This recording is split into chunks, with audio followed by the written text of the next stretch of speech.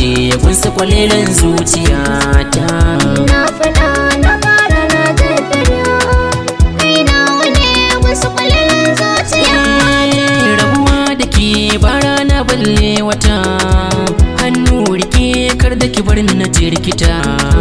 Ba na sake in yi rashin ki na salwata, ke ta wace ko a ina zan ambata. Ni na ki ne duba ki ga matsayin ki ne komai zance kin iya.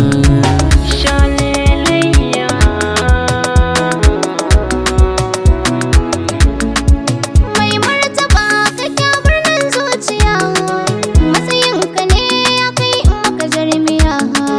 Kai nawa ne zan kira ka da jan wuya, ɗan saurayi kyakkyawa lamba ɗaya. Sai na faɗa mata ku je, shi nawa ne kwalelan zuciyar 'yan mata, kwalelan zuciyar 'yan mata.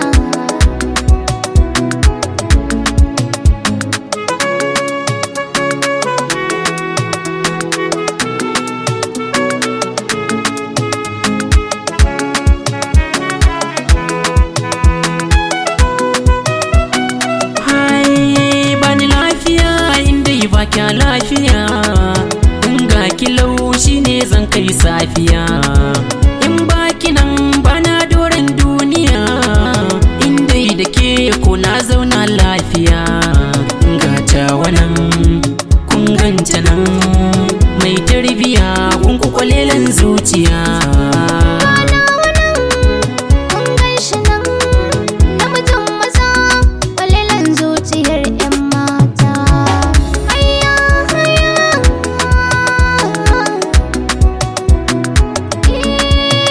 Zan faɗa ko ina yin jaddada, kai nawa ne mai suna har abada. A taɓa ka ne zan kishi ko kan fada, a gare ni kai ne mahaɗi rorin cida.